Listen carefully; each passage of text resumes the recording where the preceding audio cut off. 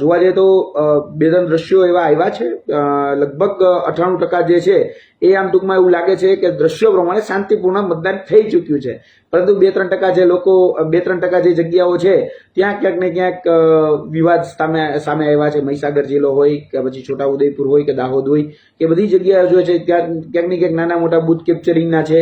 ભારતીય જનતા પાર્ટીના જે કાર્યકર્તાઓ છે એ માથાકૂટ કરતા હોય. અમારા રાજકોટના જે ગોંડલની બાજુમાં બિલિયાળ આવ્યું ત્યાંથી પણ બૂથ કેપ્ચરિંગના દ્રશ્યો સામે આવ્યા છે. આ એવા દ્રશ્યો છે કે જ્યાં ક્યાંક ને ક્યાંક એવું લાગે કે ભાઈ આ લોકશાહીનું હનન થઈ રહ્યું છે, કેમ કે ઇન્સ્ટાગ્રામ લાઈવ કરી અને કહી શકાય કે મતદાન કુટીર જે કહેવાય ત્યાં સુધી પહોંચી જવું, કેમ કે ત્યાં ફોન એલાઉડ જ નથી હોતો છતાં પણ એ લોકો પહોંચી જાય છે. એટલે પહેલી નિષ્ફળતા તો એ થાય છે કે જે લોકો મતદાન કરાવી રહ્યા હતા, ખરેખર જ્યાં પ્રિસાઇડિંગ ઓફિસરને જે અધિકારીઓ જ્યાં ઉપસ્થિત હતા ત્યાં એક વ્યક્તિ આ રીતે ફોન લઈને કઈ રીતે પહોંચે, કારણ કે સમાન નાગરિક હક જે છે બધાને મળેલા છે. એટલે બધા માટે જે નીતિ નિયમો હોય ને એ સરખા જ હોય. અને ક્યાંક જે કહી શકાય કે ભારતીય જનતા પાર્ટીમાંથી જે લોકો આવે છે એ આ રીતે વર્તમાનના દ્રશ્યો 2 થી 3 તો એવા છે જ કે જેમાં સત્તાધીશ રૂઢ પાર્ટીના જે અમુક નેતાઓના દીકરા અથવા તો જે કાર્યકર્તાઓ જે છે એ બળજબરીપૂર્વક અથવા તો ખોટી રીતે એ બૂથ કેપ્ચરિંગ કરી અને ક્યાંક ને ક્યાંક જે છે જે આપણી લોકશાહીની જે શાંતિ આપણે કહીએ છીએ દોડવાનો ક્યાંક ને ક્યાંક પ્રયાસ કરી રહ્યા છે.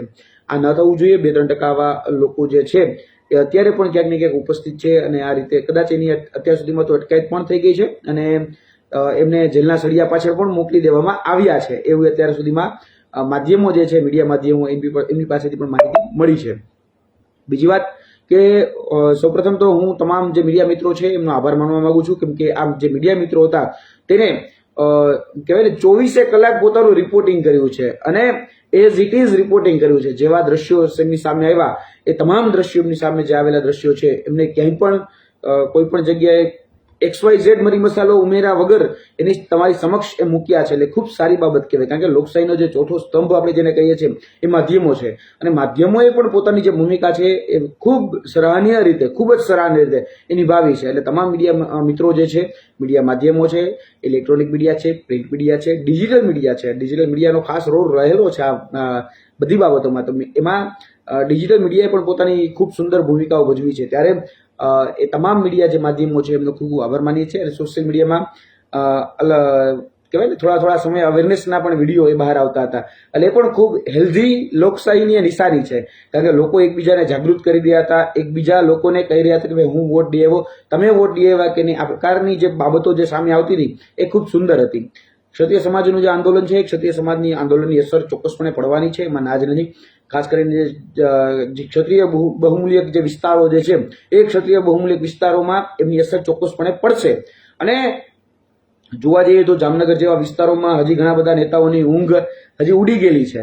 અને જામનગર હોય, પછી રાજકોટ હોય, ભાવનગર હોય, એમાં ઘણી બધી જગ્યાએ અત્યારે સૌરાષ્ટ્રના જે રિજિયન છે તેમાં તો ખાસ અત્યારે ઊંઘ ઉડી ગયેલી છે, કારણ કે જે નેતાઓ છે એનું જે મતપેટીમાં એનું ભવિષ્ય જે છે નિશ્ચિત થઈ ગયું છે. એટલે જોવા જઈએ ગર્ભમાંથી કઈ પ્રકારનો નાદ નીકળે છે અને જ્યારે મતદાન પેટી ખુલશે ત્યારે જે લોકોને ખ્યાલ આવશે કે ભાઈ લોકોએ ક્યાં તરફી એને મતદાન કર્યા છે કે કર્યું નથી, એ બધું જ ત્યારે ખબર પડશે. ક્ષત્રિય સમાજનો આક્રોશ કેટલો હતો અને કેટલો મતમાં કન્વર્ટેડ થયો એ પણ આપણે 4 તારીખે જ ખ્યાલ આવશે, કારણ કે જે રીતે આક્રોશ હતો એ ખરેખર આક્રોશ એનો વ્યક્ત થયો છે કે કેમ. કારણ કે જોવા જઈએ તો ભારતીય જનતા પાર્ટી છે, ભારતીય જનતા પાર્ટી એ બહુ કેલ્ક્યુલેટ પાર્ટી છે, કેલ્ક્યુલેશન સાથે ચાલનારી પાર્ટી છે. એ બધું જ કહેવાય ને માઇક્રો પ્લાનિંગ કરીને આગળ વધતી પાર્ટી છે. કોઈ સભા હોય, કોઈ સંગઠન હોય, એમાં કેટલા લોકો રાજપૂત સમાજના આવે છે, કેટલા નારા લગાવે છે, કેટલા નારામાં સહયોગ આપે છે, આ બધી ઝીણી બાબતો જે છે એ કાતરીને ચાલતી હોય છે. કારણ કે ગ્રાઉન્ડ ઉપરના તમામ વ્યક્તિઓનું એનું જે મેનેજમેન્ટ છે, બૂથ મેનેજમેન્ટથી લઈને તમામ જે મેનેજમેન્ટ, એ તમામ મેનેજમેન્ટ છે એ બધી જ બાબતો જોતી હોય છે કે ભાઈ અહીંયા જે વાસ્તવિક ડેટા જે હતા એ વાસ્તવિક ડેટામાં રાજકોટની અંદર કેટલા, કારણ કે એક રીતે કોઈ કહી દેવું કે 7-8 લાખની મેદની હતી, પણ એ વિસ્તાર 7-8 લાખમાં થઈ શકે છે કે કેમ એ તો ભારતીય જનતા પાર્ટીને પણ ખ્યાલ છે અને જે ખરેખર બુદ્ધિજીવીઓ છે એને પણ ખ્યાલ છે. એટલે જે પબ્લિક ભેગી થઈ પબ્લિકમાં કેટલા લોકો આક્રોશિત હતા અને કઈ રીતે આખો મોડ હતો એમાં ગ્રાઉન્ડ લેવલના ગામડા સુધીના બધા જ એના મેજરમેન્ટ થતા હોય છે. એટલે એ પણ અત્યારે કેલ્ક્યુલેશન સાથે દાવાઓ કરી રહ્યા છે કે અમે 26માંથી 26 જીતી રહ્યા છે. અને સામે પક્ષે કોંગ્રેસ છે, સામે પક્ષે બીજા અન્ય પક્ષો છે, આમ આદમી પાર્ટી પણ છે 2 સીટ ઉપર અને 24 સીટ ઉપર જે છે તો એમાંથી અત્યારે 23 સીટ ઉપરના પોતાના ઉમેદવાર એ કોંગ્રેસના પણ હતા. તો તે પણ એવા દાવાઓ કરી રહ્યા છે કે અમે 10-15 સીટ જીતી રહ્યા છે. એટલે દાવાઓમાં કેટલી સત્યતા અને કેટલી પોકળતા છે એ તો 4 તારીખે જ ખ્યાલ આવશે કે આવનાર દિવસોમાં. આજે પણ તમે જુઓ, પરસોત્તમભાઈ રૂપાલાએ પ્રેસ કોન્ફરન્સ કરી, મતદારોનો આભાર માન્યો અને જે ભૂલ થઈ કે એને વાત કરી કે ભાઈ અમારી ભૂલ છે અને હું એ ભૂલને કારણે માફી માંગુ છું, એ વાત પણ એને મૂકી. તો એને લાગ્યું ને કે ના, એક નાની કમથી બાબત, એક આટલી કમથી મારાથી થયેલી ભૂલ એ કેવડું મોટું સ્વરૂપ એ ધારણ કરી શકે છે. કારણ કે શબ્દો છે, શબ્દમાં તાકાત હોય છે, શબ્દોમાં બ્રહ્મ હોય છે અને એ શબ્દમાં બ્રહ્મ જે છે ને એ બ્રહ્મ એ ક્યાંક ને ક્યાંક આગળ જે ભવિષ્યમાં જે દિશા નિર્દેશ હોય છે એ કરતો હોય છે. એટલે ભવિષ્યમાં ઘણા બધા ભૂતકાળમાં પણ એવા ઘણા બધા દાખલાઓ છે, બરાબર છે. દાખલાઓના ઉદાહરણ આપીને પણ વાત કરી શકું છું. મહાભારત કળો હોય, રામાયણ હોય, એમાંથી બધા ગ્રંથો હોય, બરાબર, ઉપનિષદો છે, ઉપનિષદોના ઘણા બધા દાખલાઓથી લઈ આપણે આ વાતને મૂલવી શકીએ છીએ, આ વાતને તુલનાત્મક અભ્યાસ પણ કરી શકીએ છીએ. કેમ કે એ શબ્દો જ હતા, એ દ્રૌપદીજીના પણ શબ્દો હતા.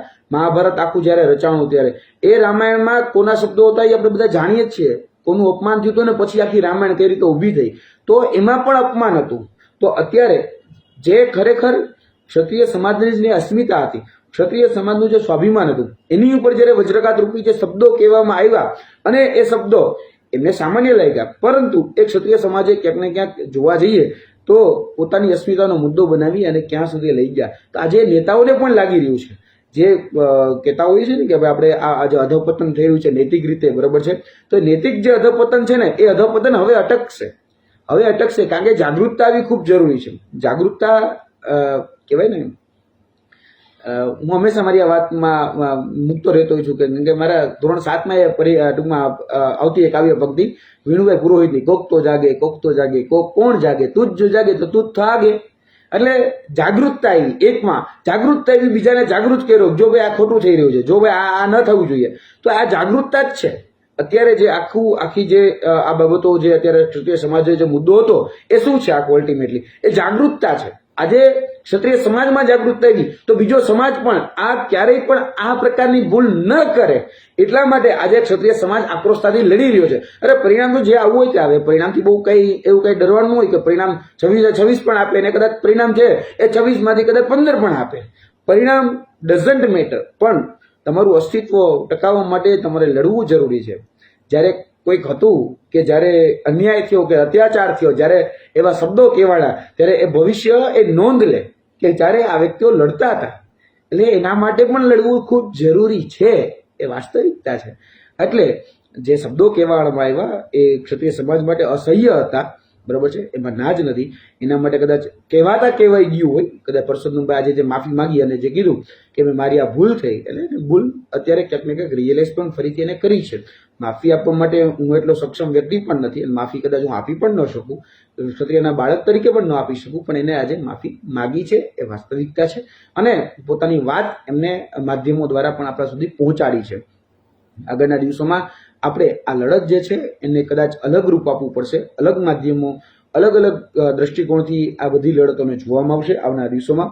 કારણ કે એવું નથી કે ફક્ત રાજનીતિ પૂરતી, કારણ કે સામાજિક રીતે પણ ઘણું બધું બળ એ આ લડતે પૂરું પાડ્યું છે. સામાજિક એકતા પણ ખૂબ વધી છે. દરેક સમાજોનું સમર્થન પણ આ બાબતોથી મળ્યું છે. દરેક સમાજો પણ કંઈક ને ક્યાંક ભલે કદાચ સામે ખુલીને આવીને કદાચ સપોર્ટ નથી કરી શક્યા, પણ બંધ બારને તો એ પણ વિચારતા હતા કે આવું ન થવું જોઈએ, ચૂંટણીમાં આટલી નિમ્ન કક્ષાની વાત ન થવી જોઈએ, એવું એ પણ સ્વીકારી રહ્યા છે. એટલે આ બાબતો જે છે એ બાબતો ખૂબ જે રીતે જોવાઈ રહી છે બધી જ જગ્યાએ. ક્ષત્રિય સમાજનું આંદોલનમાં બને છે કદાચ હું માનું છું ત્યાં સુધી 95% જે છે એ શિસ્ત અને સંયમ અને અનુશાસન રીતે ચાલ્યું છે. 5% ક્યાંક ને ક્યાંક એવો વિરોધ જોવા પણ મળે, એવું નથી કે ન જોવા મળે. કારણ કે હું ક્ષત્રિય સમાજમાંથી આવું જ ક્ષત્રિય સમાજના વખાણ જ કરું એવું પણ ન હોય. ક્યાંક 2-5% એવા લોકો પણ હશે કે જેને જાહેર જે શાંતિ છે, બરાબર છે, સુલે શાંતિ, એને ક્યાંક ને ક્યાંક અડચણરૂપ પણ થયા હશે, એમાં પણ ના નથી, પરંતુ 2-5% લોકોને કારણે 95%ને બ્લેમ ક્યારેય ન કરી શકાય. એટલે છતાં પણ અમે એને પણ સામે ચાલીને સંપર્ક કર્યો, સાધ્યો, એને પણ સમજાવ્યા હોય, એવા પ્રયત્નો પણ થયા હોય કે ભવિષ્યમાં આ પ્રકારે કોઈ બીજી ઘટનાઓ ન બને. એટલે ખૂબ સુંદર રીતે આખું આંદોલન ચાલ્યું. મતદાન હતું, રાજકીય જે પરીક્ષા હતી જે લોકોની, એ રાજકીય પરીક્ષામાં હવે એ લોકો જ્યારે ઉભા રહેતા, હવે જોઈએ છીએ પેપર તો ફૂટ્યું નથી, રાજકીય પરીક્ષાના પેપરો ન ફૂટે, પણ રાજકીય પરીક્ષાના પેપરો જ્યારે નથી ફૂટતા ત્યારે, આમ તો મોટાભાગે ક્યારેય ફૂટતા જ નથી, રાજકીય પરીક્ષાના જ્યારે પેપર નથી ફૂટતા અને જ્યારે જે પરિણામ આવે છે એ ખૂબ અજુગતું આવતું હોય છે. એટલે હવે જોઈએ છીએ 4 તારીખની અમે પણ રાહ જોઈએ છીએ કે આ પરિણામ શું આવે છે. ઘણા બધા મીડિયા માધ્યમો આજના દિવસે પણ સતત ફોન કરી રહ્યા હતા કે યુવરાજસિંહ શું લાગે છે, કેટલી સીટો મળશે, કારણ કે હું માધ્યમો સાથે સૌથી વધારે સંકળાયેલો છું. કંઈ પણ કોઈ ઘટના બને તો માધ્યમો સુધી પહોંચાડતો રહ્યો છું. એ જે એવું જરા પણ નથી કે મારી સાથે કોન્ટેક્ટમાં હોય એટલે મારા પાસે જે પણ કદાચ અપડેટ્સ આવતી હોય એ અપડેટ્સ તો ત્યાંથી હું પણ મેળવતો હોય, મારા સુધી હોય તો હું પણ એમના સુધી પહોંચાડતો હોય. તો મને ખરેખર ઘણી વખત એવું લાગતું કે કદાચ કોઈ અત્યારે માની લો કદાચ આંદોલન નથી છતાં પણ કઈ સીટ જીતી શકાય એમ છે. તો એમાં મને ચોક્કસપણે લાગ્યું હતું કે ભરૂચ લોકસભાની જે સીટ છે, ભરૂચ લોકસભાની સીટ એ કોઈ પણ કદાચ ગઈ ઘટના નથી બની છતાં પણ એક જે ચહેરો છે એ ચહેરો જે દમથી લડી રહ્યો છે એને કારણે એ જીતી શકાય એટલી સક્ષમ સીટ છે. અને એ સીટમાં પરિણામ પહેલા દિવસથી જ મને એવું નથી પણ મારો મિત્ર છે, બરાબર, ચેતરભાઈ મારા મિત્ર છે એટલે હું આ વખાણ કરું એવું પણ નથી.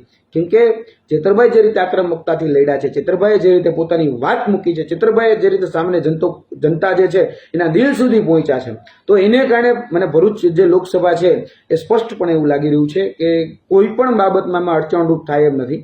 અને જે રીતે આદિવાસી સમાજના જે કાર્યો ચેતરભાઈએ કર્યા છે, અન્ય સમાજમાં જે જ્યારે પણ પેપર લીકેજની વાત આવી હોય, જ્યારે પણ મેં જોયું છે કે સામાન્ય જનતાના મુદ્દામાં અમે જ્યારે રિવર્સ દાંડી યાત્રા કાઢી રહ્યા હતા, જ્ઞાન સહાયકનો જ્યારે વિરોધ કરી રહ્યા હતા ત્યારે પણ એની સક્રિય ભૂમિકા, એની સાથે સાથે અમારે એક મોટો ઇસ્યુ આવ્યો હતો. મોટો ઇસ્યુ એવું હતું કે સરકારે બિરસા મુંડા ભવન ખાતેથી જે શિષ્યવૃત્તિ આપવાની હોય એ શિષ્યવૃત્તિ અટકાવી દીધી હતી અને અમે બધા જ વિદ્યાર્થીઓ સાથે જ્યારે બિરસા મુંડા ભવન જતા હતા ત્યારે પણ એક સામાજિક અગ્રણી તરીકે ત્યાં ઉપસ્થિત રહ્યા અને 2 જ દિવસની અંદર 200 કરોડ રૂપિયા, કેટલા 200 કરોડ, એ 200 કરોડ રૂપિયાની જે શિષ્યવૃત્તિ જે અટકી હતી ને 1.5 વર્ષથી અટકી હતી, એ 1.5 વર્ષથી અટકેલી શિષ્યવૃત્તિ 2 જ દિવસમાં પાસ થઈ ગઈ. એટલે મને લડાયક જે વ્યક્તિઓ છે, લડાયક યોદ્ધા છે ને બહુ ગમે. એટલે એક રીતે લડાયક છે અને લડાયક તરીકે લડ્યા છે કે કોઈ પણ કદાચ કહેવાય ને કોઈ સિમ્બોલની કે બીજું ત્રીજુંની કદાચ એને કઈ જરૂર નથી, એકલા પોતાના દમ ઉપર લડ્યા છે. એ જ રીતે ગેનીબેન ઠાકોર, તો ગેનીબેન ઠાકોર પણ દમથી લડ્યા છે. એ લડતા હોય, એ સ્પીચ આપતા હોય કે પોતાની વાત મૂકતા હોય તો એ છેવાડાના વ્યક્તિ સુધી પહોંચે, એમાં તો ના જ નહીં. સામાજિક સમીકરણ શું હોય ત્યાંના પોતાના વિસ્તારિક રીતે કહી શકાય છે કે સમાજ એકબીજાની સામે થઈ જતા હોય છતાં પણ એને પોતાની વાત એ ડંકીની ચોટ ઉપર મૂકી છે. એટલે આક્રમક રીતે જે પણ લોકો લડે છે એ લોકો વિધાનસભા અથવા તો કહી શકાય કે સંસદ સભ્ય સુધી પહોંચે તો આપણે એમ લાગે કે આપણા મુદ્દાઓ અને આપણો કોઈ વ્યક્તિ એ ત્યાં સુધી પહોંચ્યો છે, એ ખરેખર એમાં પ્રતિબિંબિત થતું હોય છે. એટલે મને એવું લાગે છે કે કદાચ કોઈક ઘણા બધા મીડિયા મિત્રો પૂછતા હતા કે તમને એવી 3 સીટ કઈ લાગે છે જે કે જીતી શકાય અને એવું કઈ બાબતો છે કે તમને શ્યોર છો કે આ સીટ ઉપર તો ચોક્કસપણે ફરક પડશે જ. તો પેલું મારું આંકલન એવું છે કે આ મીડિયા મિત્રો માટે છે કે પેલું મારું આંકલન એવું છે કે મને એવું લાગે છે કે ભરૂચ લોકસભા છે જે જીતી શકાય છે, બીજું એક આણંદ લોકસભા છે જીતી શકાય છે અને ત્રીજું કે સુરેન્દ્રનગર લોકસભા છે એ જીતી શકાય છે. આ 3 એવી લોકસભાઓ છે કે જ્યાં અત્યારે આંદોલન સિવાય પણ અન્ય જે મુદ્દાઓ છે, સ્થાનિકોના જે મુદ્દાઓ છે અને સ્થાનિકોમાં જે રીતે આક્રોશતા છે, જે રીતે કહી શકાય સમાજની અંદર જે આક્રોશતા છે એ બધી જ બાબતોમાં આ બધું એટલે કે જે ગ્રાઉન્ડ રૂટ્સના જે મુદ્દા છે તેને લઈને આખું આ જે વ્યક્તિઓ છે જે ઉભરીને આવ્યા છે, તો એમાં આ 3 લોકસભા એવું લાગી રહ્યું છે મને કે ખરેખર એમાં બદલાવ આવશે, બદલાવ મોટા પાયે આવશે. આ 3 કારણ કે સતત મીડિયા મિત્રો જે છે ફોન કરીને કહેતા તમારો ફોન ઇન લેવો છે કે કોઈ પણ વાત કરવી છે ત્યારે મને એમ થતું કે હું આ વાત મૂકી દઈશ ચોક્કસપણે. આ 3 એવી લોકસભાઓ છે. આમ તો કહેવામાં તો વધારે વધી શકાય પણ જ્યારે પર્ટિક્યુલર 3 પૂછવામાં આવી ત્યારે મેં આજે બાકી તો ઘણી બધી કહી શકાય એમ છે કે જેમાં ફેર પડી શકે એમ છે. જ્યાં પણ તમને એવું લાગે છે કે આને કરતા નથી આવડતું, આનાથી આમ ન થઈ શકે, તો એના માટેનો આ મેરો મેસેજ છે કે તમને એવું લાગે છે કે આ વ્યક્તિ નોકરી, ઓકે તો તમે કરો, તમે આવો. તમને એવું લાગે છે કે ખરાબ છે તો તમે સુધારો. તમે કેમ ન સુધારી શકો? તમે પણ નાગરિક છો, તમારી પણ નૈતિક જવાબદારી છે, નૈતિક ફરજ છે, બરાબર? તો તમારે પણ આવીને સુધારવું જોઈએ. આ દરેક યુવાનને મારો વિનમ્ર ભાવે એક આ સુંદર મેસેજ છે કે તમે કદાચ તમને એવું જ્યાં પણ લાગે છે ત્યાં આને સુધારો. બસ આટલી જ વાત. વધારે વાત કહેવાય ગઈ હોય તો માફી ચાહું છું. જય હિન્દ, જય ભારત, જય માતાજી. ને મળતા રહીશું પાછા ચોક્કસપણે કોઈ સારા મુદ્દા સાથે. થોડો આરામ કરી અને પછી તમારી સામે લાઈવ થયું છું, કારણ કે મારે પણ મતદારોનો ખૂબ ખૂબ આભાર માનવો હતો. કારણ કે આ લોકશાહીને ટકાવી એ ખૂબ જરૂરી છે. લોકશાહીમાં મતદાન કરવું એ ખૂબ મોટી આવશ્યકતા હોય છે. આપણા મતથી જ આગળની જે દિશા છે અને દશા છે એ નક્કી થતી હોય છે. અને તમે એમાં 60% જે મતદાન થયું છે એ બદલ ગુજરાતની તમામ જનતાનો ખૂબ ખૂબ આભાર.